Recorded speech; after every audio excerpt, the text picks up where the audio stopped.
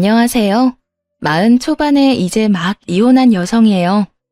남편 하나 믿고 결혼했는데 남편과 시댁의 말도 안 되는 처사에 결국은 이혼을 선택했죠. 남자놈들은 다 거기서 거기다. 결혼하면 똑같다. 다 좋을 수만은 없다는 주변인의 말들에도 이혼을 선택한 건 정말 생각할수록 어이없는 시댁과 남편의 만행 때문이었네요. 글쎄요. 참고 살았어야 했을까요? 무슨 일이 있었는지 이야기 한번 들어봐 주실래요? 평범한 집안에서 태어나서 그렇게 잘 사는 것은 아니었지만 그렇다고 완전히 없는 집안에서 자란 것도 아니에요. 분명한 건 언제나 핑크빛 미래를 위해 애써왔다고 자신 있게 말할 수 있어요.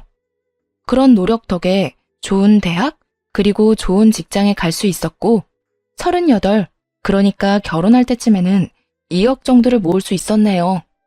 집안 사정 뻔히 알고 있었기 때문에 처음 직장을 가졌을 때부터 스스로 돈을 모아서 결혼하겠다는 생각을 하고 있었어요.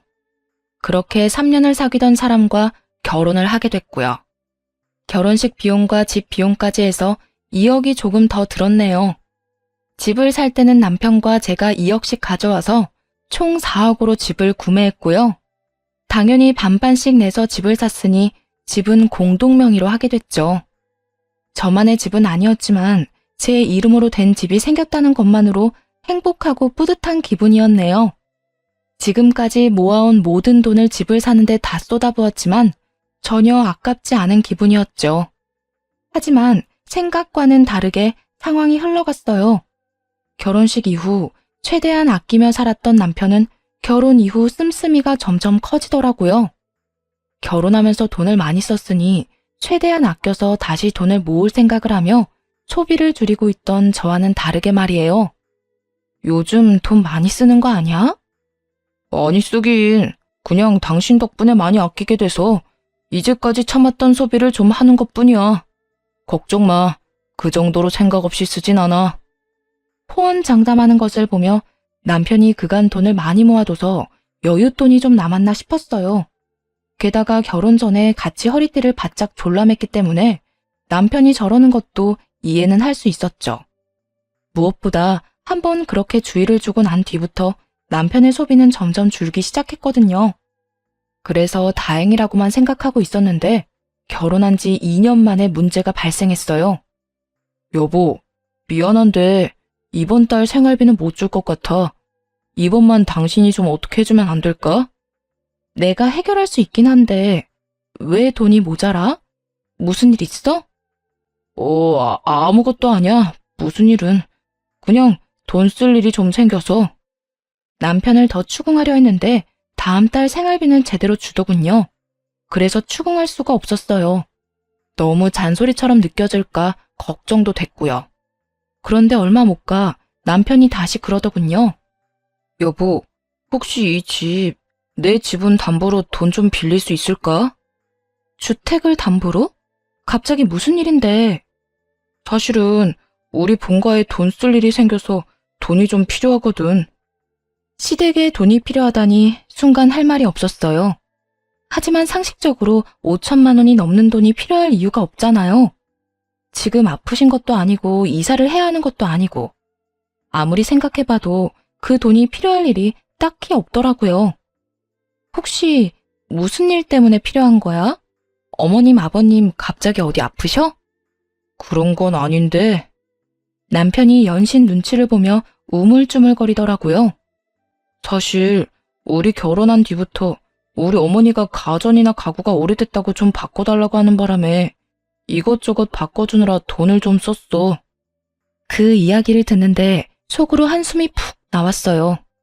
시댁집 가전, 가구가 오래돼서 바꿔줬다는데 나무랄 수는 없었지만 속이 답답했어요.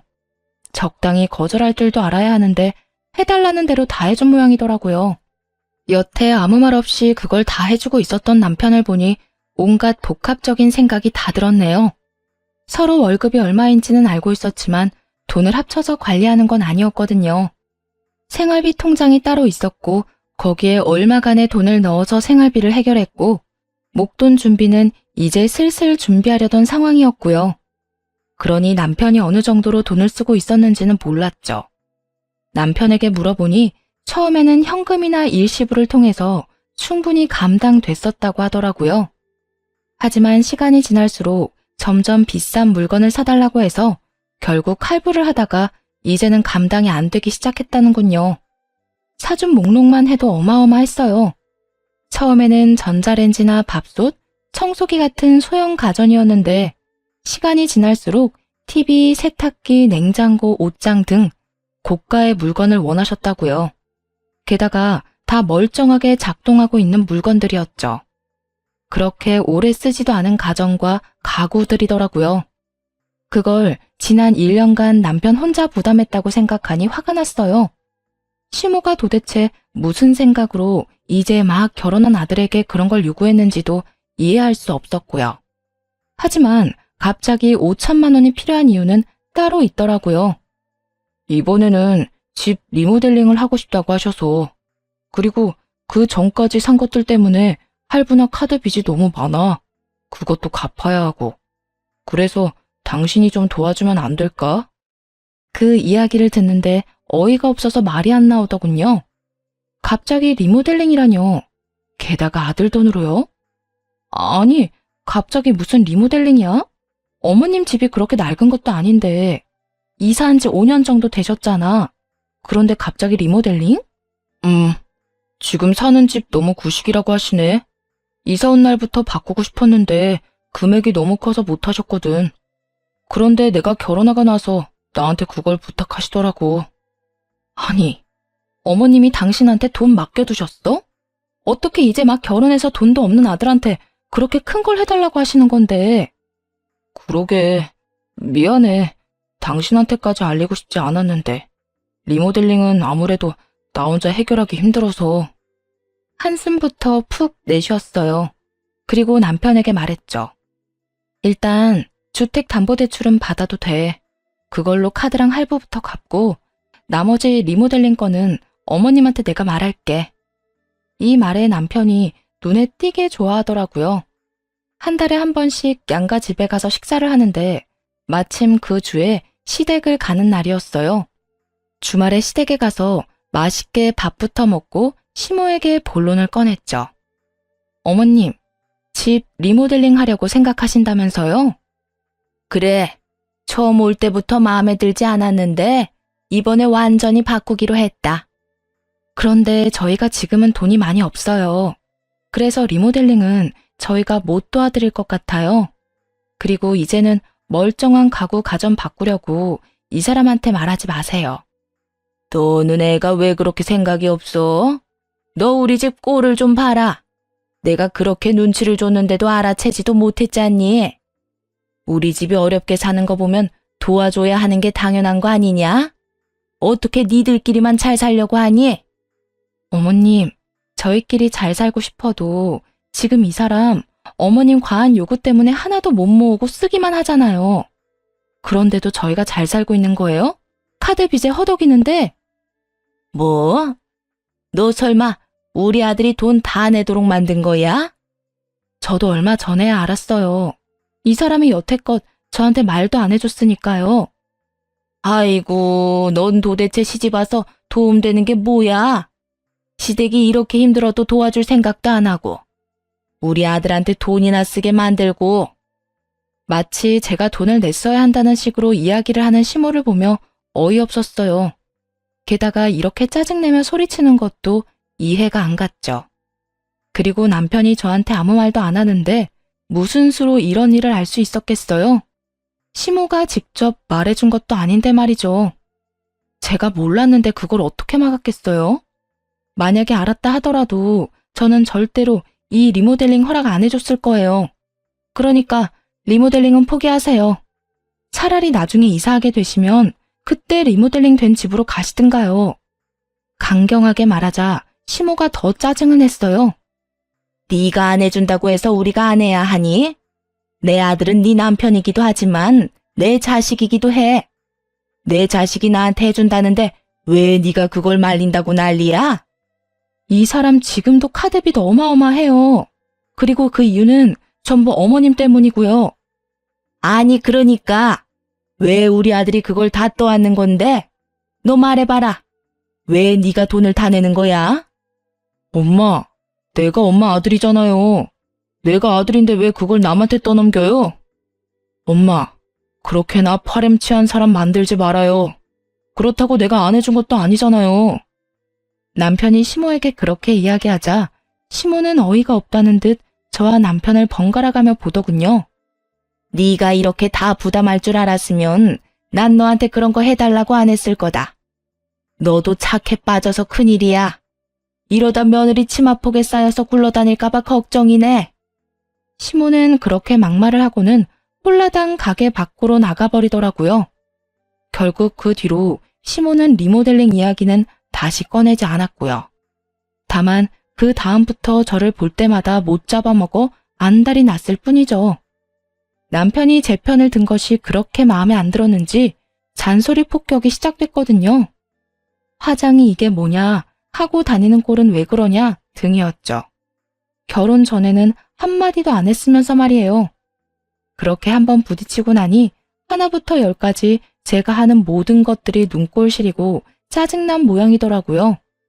시모가 왜 저러는지 화는 났지만 그보다도 남편이 한 말에 감동을 받았어요.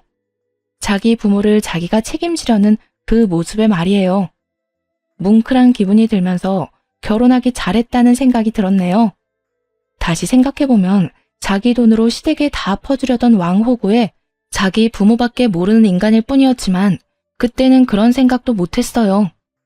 남편이 저한테 부담을 안 지우려고 혼자 책임지려고 했다는 생각뿐이었죠. 콩깍지가 제대로 씌었던 거죠. 그래도 그나마 정신이라는 게 나만은 있었는지 남편이 상의도 안 하고 그렇게 많은 돈을 쓴 건 좀 화가 나긴 하더군요.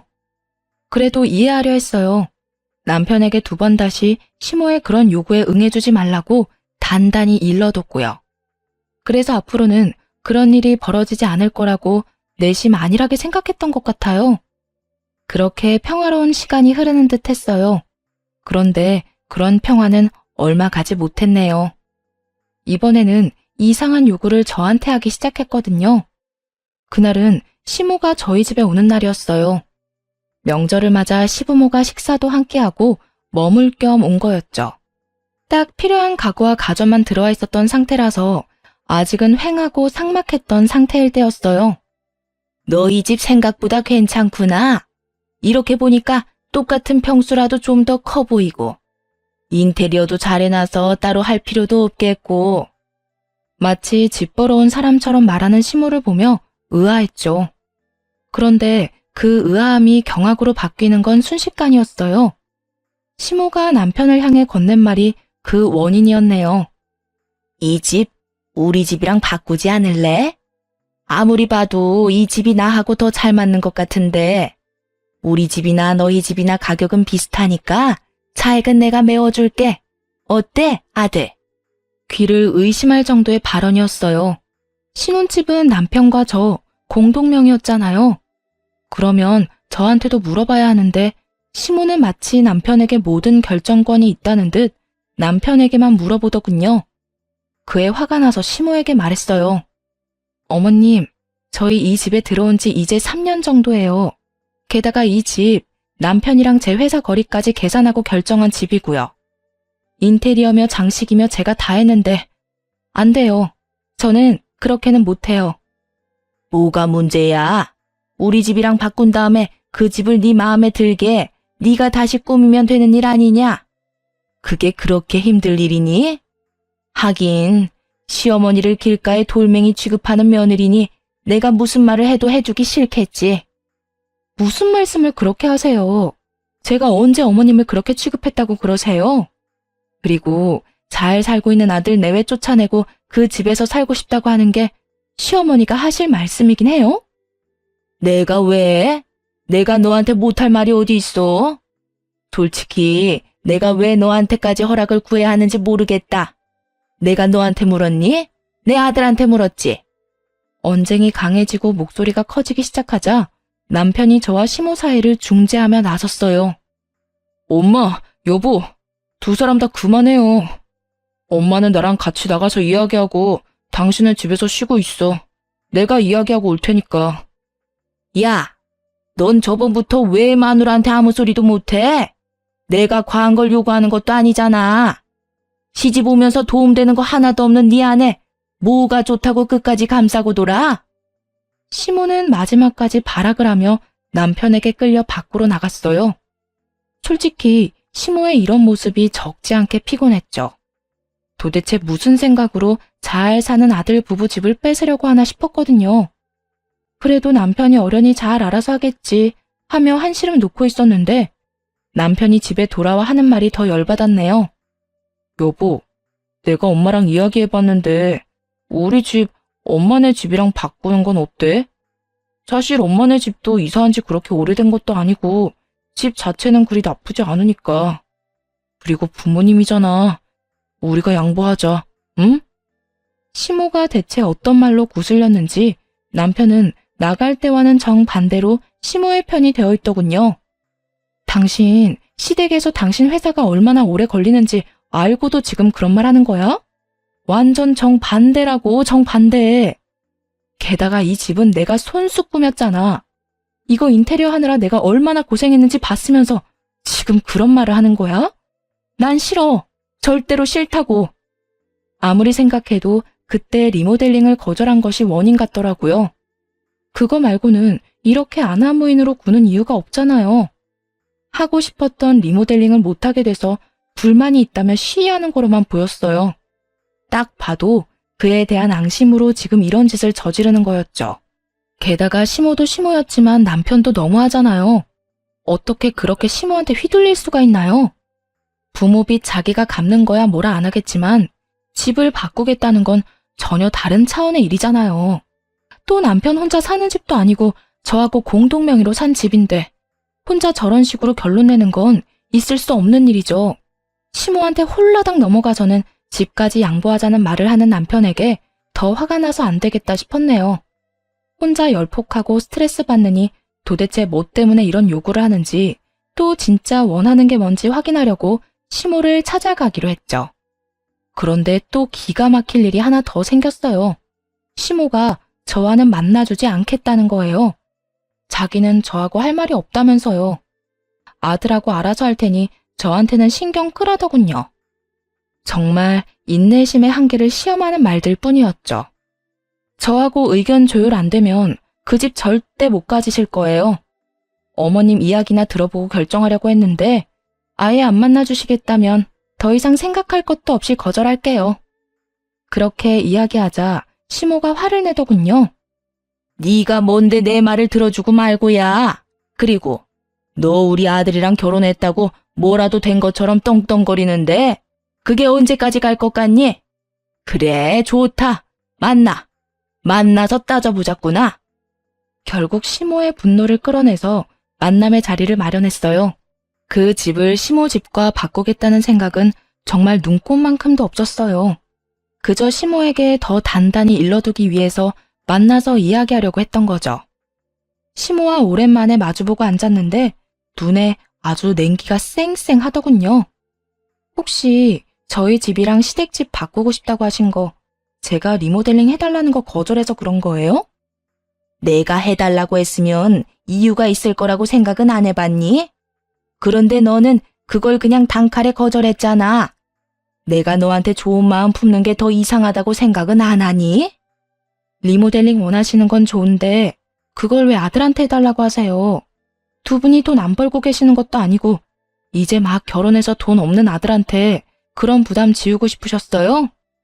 내가 우리 아들한테 그랬겠어? 내가 아들한테 이야기하면 당연히 네가 도와줄 거라 생각했다.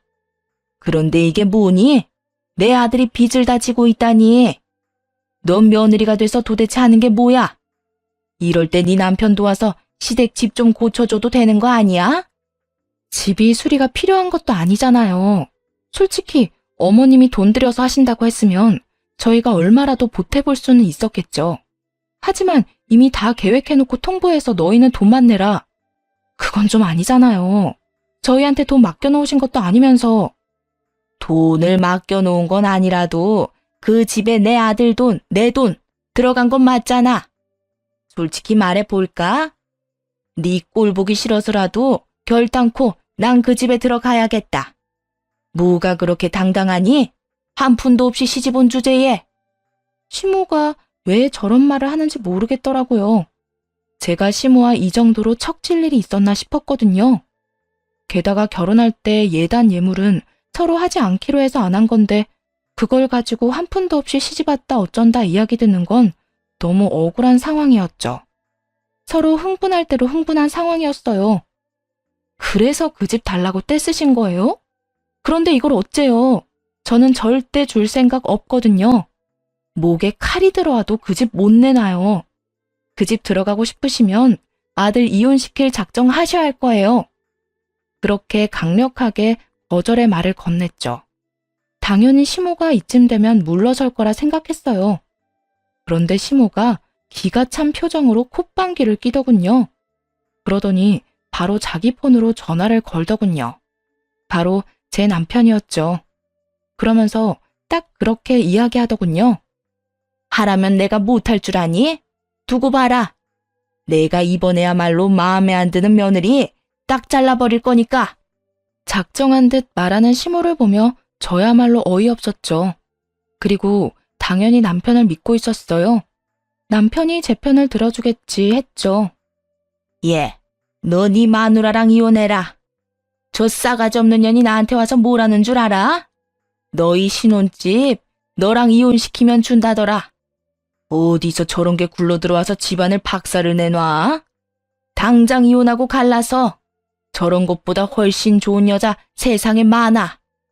시모 하는 말을 듣는데 어이가 없었죠. 그런데 남편이 시모에게 그러더군요. 엄마, 무슨 일 있어요? 그 사람이랑 만났어? 개인적으로 만나지 말라고 했더니 왜 만났어요? 일단 와이프한테는 내가 이야기해 볼 테니까 일단 진정해요. 내가 진정하게 생겼어? 화병 나서 돌아가시게 생겼어. 어떻게 며느리가 돼서 어른한테 말대꾸에 두 눈 부릅뜨고 협박까지. 노년에 늙어서 이게 다 무슨 일이야? 넌 엄마가 이런 취급받는데도 이런 여자랑 계속 같이 살 거야? 응? 네가 뭐가 모자란데? 당장 헤어져도 저것보다 더 좋은 여자 충분히 만날 수 있어. 그런데도 남편은 시모에게 대화하지 말라고만 하더군요. 이때부터 기분이 싸했죠. 제가 남편에게 시모와 이야기를 하고 싶다고 말하면 남편은 마치 시모가 제 전화를 피하는 것처럼 말했거든요. 그런데 지금 시모가 하는 말을 듣고 나니 시모가 저를 피한 게 아니라 남편이 저와 시모의 대화를 피하도록 만들었다는 게 느껴졌죠. 뭐가 있구나 싶어서 그날 저녁 남편과 대화를 했어요. 그런데 말을 꺼내기도 전에 남편이 먼저 그러더군요. 여보, 우리 엄마랑 제발 부딪히지 마. 내가 저번에도 말했잖아. 그냥 우리가 양보하자고. 어차피 돈도 그렇게 차이 안 나고 차익도 준다는데 뭐가 문젠데. 솔직히 부모님한테 그 정도도 못 해줘? 그럼 당신은 그 집을 왜 어머님한테 줘야 한다고 생각하는데? 당신 회사랑도 멀어. 지역이 좋은 것도 아니고. 집값도 올라가기는커녕 계속 떨어질 것처럼 보이는 그 집이 뭐가 좋다고 바꿔 살자는 건데?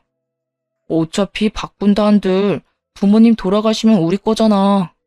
그냥 그렇게 생각하면 되는 일이잖아.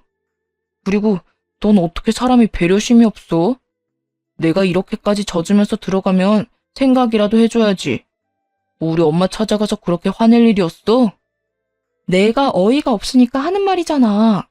그리고 그 집 준다고 해서 증여가 우리한테 될 거라는 보장은 어디 있는데? 게다가 지금 우리 신혼집 하나부터 열까지 내가 가꾼 집이야.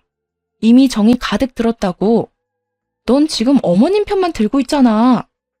엄마 편을 드는 게 아니라 우리가 져주는 게 맞다는 이야기를 하는 거야. 어른한테 왜 이겨먹으려고 하는데? 살 만큼 산 노인들이야. 그런 어른들 원하는 거 하나 해주는 게 그렇게 힘들어? 힘들어, 짜증나고. 뭐가 됐든 난 이 집 바꿔주기 싫다고. 어른들 원하는 대로 해줄 거면 우리 엄마가 이 집 원해도 당신은 주자고 말할 수 있어? 네가 뭐든 너희 부모님한테 해주고 싶은 마음은 알겠는데 온전히 네 거일 때만 그렇게 해. 반반 부담해서 산 집으로 당신 부모님한테 효도할 생각 하지 말고. 넌 무슨 말을 그런 식으로 해? 나라고 마냥 좋아서 이러는 줄 알아? 엄마 저렇게 화내면 일단 좀 안정시켜 놓고. 안정을 시켜? 너랑 나랑 이혼하라고 말하는데? 됐어. 다 됐으니까 너도 이 집 당신 어머니한테 주고 싶은 생각이면 이혼하자. 이혼하고 이 집 팔아서 반반 나눠 가지면 되지? 아니면 너희 부모님이 이 집 갖고 나한테 2억 주던가. 그러면 계산이라도 깔끔하겠지. 무슨 허튼 소리야. 이혼은 무슨 이혼? 이혼은 절대 안 해. 집 바꾸면 당신은 다시 꾸미면 되잖아. 당신 그런 거 좋아하기도 하고. 그냥 그렇게 쓰자, 응? 어머니한테 리모델링 겸 예쁘게 꾸며서 선물해줬다 치고. 정신이 나갔는지 저딴 소리를 하는 남편을 보며 눈을 꾹 감았어요. 저놈한테 내 미래를 맡기는 게 현명한 선택인가, 이대로 휩쓸려 가는 게 맞는가 한참을 생각해봤는데 아무리 생각해도 이건 아니었죠. 남편에게 가타부타 말없이 그 언쟁을 끝으로 다음날 바로 이혼 전문 변호사를 찾아갔어요. 그리고 이혼 안 해주겠다는 남편과 이혼하고 싶다고 말했죠. 그렇게 남편에게 이혼 소장을 날리게 됐네요. 그리고 그 소장을 받은 남편놈은 마른 하늘에 날벼락 맞은 것처럼 경기를 일으키며 온갖 행패를 다 부리더군요. 화냈다가 얼렀다가 짜증냈다가 애원했다가 아주 원맨쇼 보는 기분이었어요. 그런데 웃긴 거 하나 알려드릴까요? 그 와중에도 이 집을 시모에게 넘기겠다는 생각에는 전혀 변함이 없었다는 거예요. 이 정도로 남편놈이 효자였나 싶을 정도였죠. 그렇게 열폭하는 남편을 두고 시모를 찾아갔어요. 남편놈 하는 꼴을 보니 이혼 이야기를 시모에게 말도 안 꺼낼 것 같아서요. 게다가 남편놈이 이 집을 시모에게 넘기는 걸로 한 발짝도 양보를 안 하니 어쩔 수 없이 제가 이야기하고 단판을 짓기로 했네요. 이혼하면서 챙길 수 있는 건 다 챙겨야 하지 않겠어요? 그렇게 시모를 찾아가 말했어요. 저희 이혼하기로 했어요. 그 집 갖고 싶으면 가지세요. 대신 이혼 사유는 시댁의 어거지와 괴롭힘 때문이니 그에 대한 위자료는 주셔야 할 거고요. 집 살 때 제가 지불한 지분, 다시 말해 이 집 절반에 해당하는 2억도 저한테 주셔야 해요. 이제 그 집에 전 아무 미련 없으니까 가져가든 말든 알아서 하시되 제가 받아야 할 건 계산 똑바로 해서 주세요. 그렇게 이혼하겠다고 말하자 처음에는 자신만만하니 이겼다는 표정을 짓던 시모가 당황한 표정을 짓더군요. 뭐? 2억? 무슨 2억? 우리가 왜 너한테 2억을 줘야 해? 왜 그 집에 네 지분이 있어? 그 집 우리 아들 돈으로 다 산 거 아니야? 무슨 소리예요? 그 사람이 말 안 했어요? 저희 반반 내고 집 샀거든요. 그래서 공동명의했고 제 지분이 절반이에요. 시모의 표정은 이 집이 공동명의라는 걸 전혀 몰랐다는 표정이었어요. 그걸 보고 저는 바로 감이 왔죠. 시모가 여태 저한테 아무것도 없이 시집왔다, 시댁이 힘들어 보이면 도와야 한다고 말했던 모든 것들이 다 그 집을 살 때 쓴 돈 때문이라는 걸요. 시모는 여태껏 제가 정말로 한 푼도 없이 시집을 왔다고 생각했던 모양이었어요. 그러니 남편을 통해 저한테 압박하듯 가전 가구 바꾸고 리모델링 비용까지 요구했던 거겠죠. 그리고 남편이 그걸 다 부담한 걸 듣고는 열이 받은 거고요. 제가 집을 해오지 않았으니 그 정도는 해줘야 한다고 생각하고 생떼를 쓴 모양인데 그걸 남편이 다 지불했다고 하니 당황했겠죠. 게다가 집 바꿔달라는 요구도 제가 낸 돈이 없다고 생각했으니 저한테 발언권이 없다고 본 거예요. 그래서 계속 저와 부딪히기만 했던 거고요. 그럼 내가 준 2억은 그건 다 어디 갔어? 무슨 2억이요? 아드님하고 아줌마 사이에 돈이 어떻게 오간지 모르겠는데 집 살 때 그 사람이 2억만 들고 온 건 사실이거든요. 그래서 저랑 절반 나눠서 공동명의로 집 산 거고요. 남편이 결혼할 때 2억을 모았던 건 사실이었어요. 그런데 시모가 따로 2억을 준 건 몰랐던 사실이었죠. 남편도 부모 도움 없이 돈 벌어서 준비한 사람이라고만 생각하고 있었거든요. 아예 저와 시모가 알고 있던 전체 자체가 달랐던 거였네요. 진실을 알게 됐다고 시모와 남편을 용서할 생각은 추호도 없었지만요. 이놈이 진짜 2억만 냈다고? 그럼 내 돈은 다 어쩌고? 난 당연히 자기 돈이랑 합쳐서 그 집 단독 명의로 산 줄 알았는데 이놈은 여태껏 도대체 무슨 짓을 한 거야? 시몬은 완전히 뒤로 넘어갈 것 같았어요. 조금만 더 건드리면 진짜 쓰러질 것처럼 보였네요. 이제야 대충 이해가 갔어요. 남편놈이 여태껏 시모 뒤치다꺼리 한 이유 말이에요. 바로 자기가 꿀꺽한 2억 때문이었던 거였죠.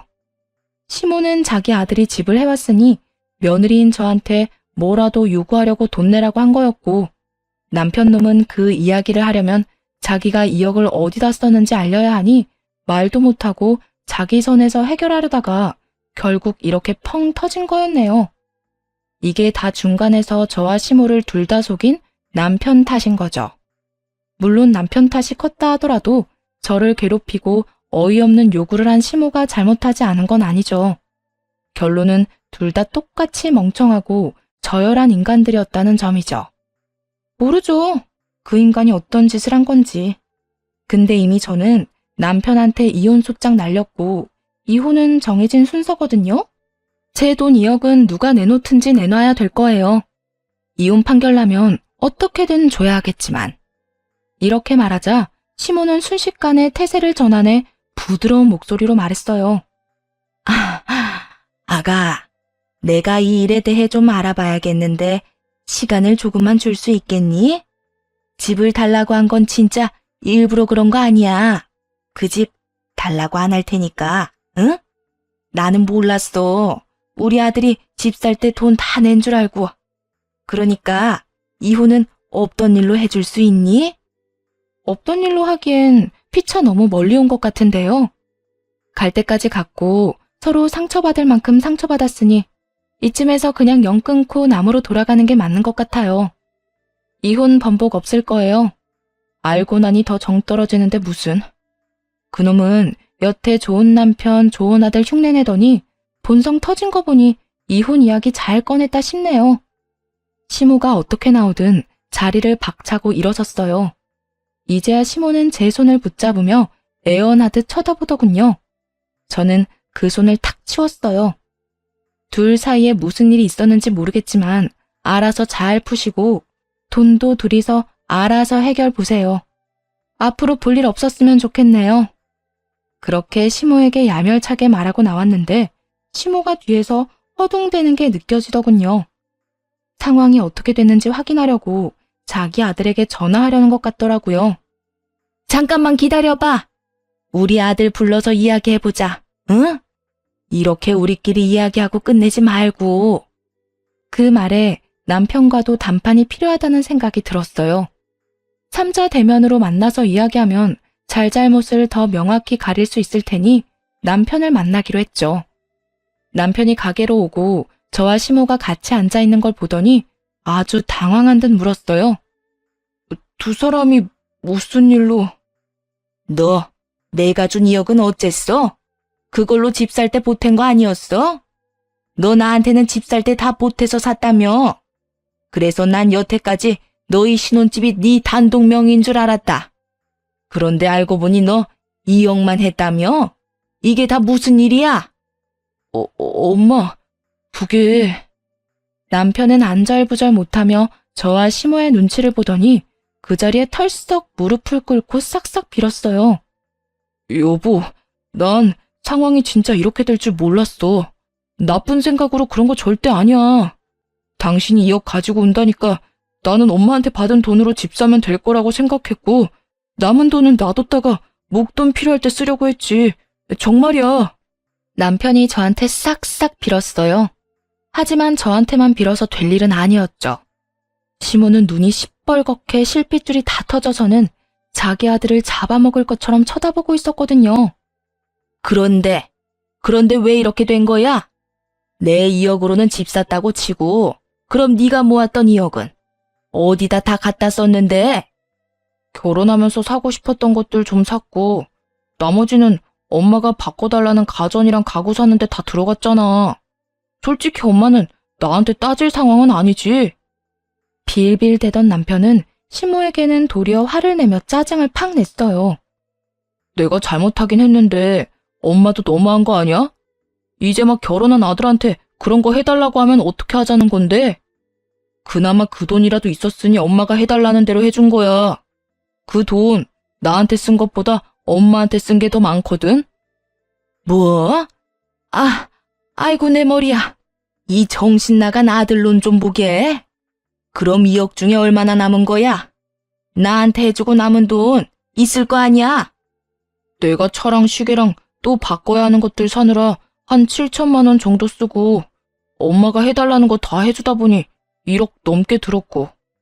아니, 내가 뭘 그렇게 해달라고 했다고? 내가 1억이나 썼다는 말이야?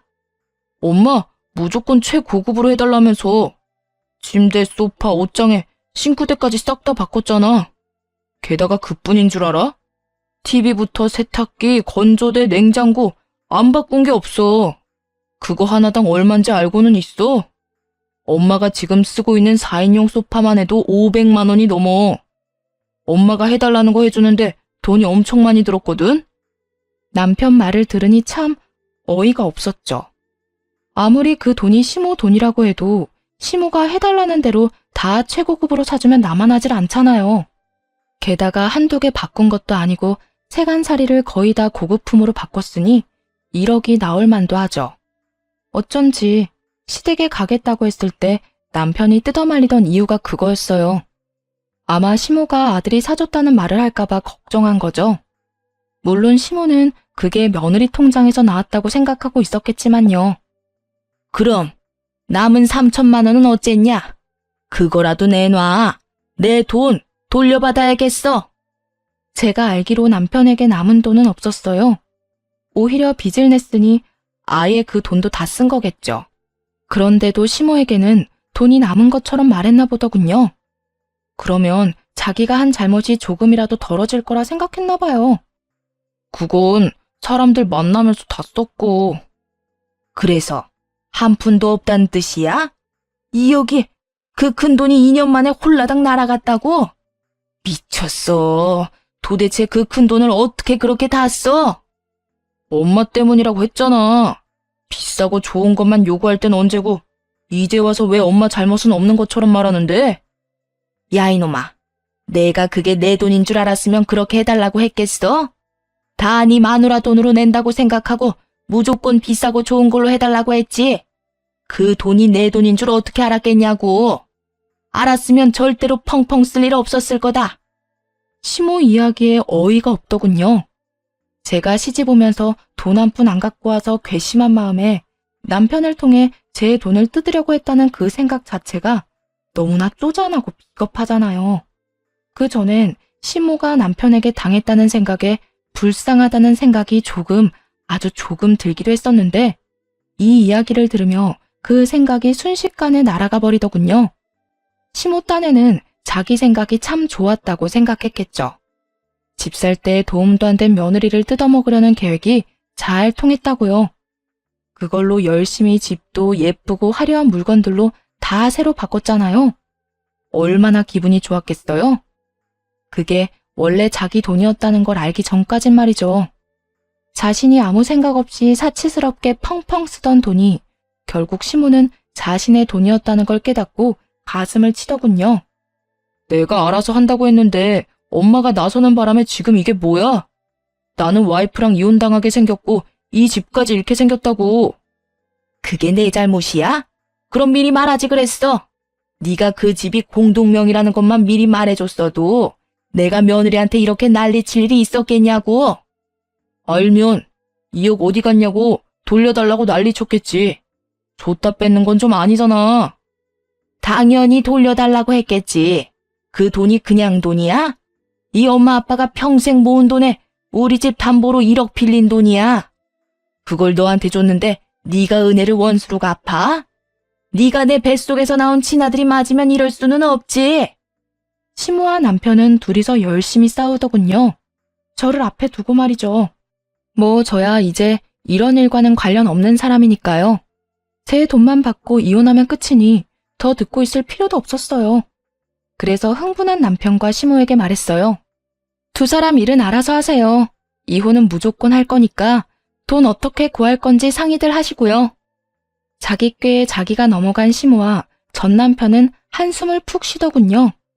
그렇게 둘이 서로 싸우는 걸 뒤로하고 속이 다 후련해졌네요.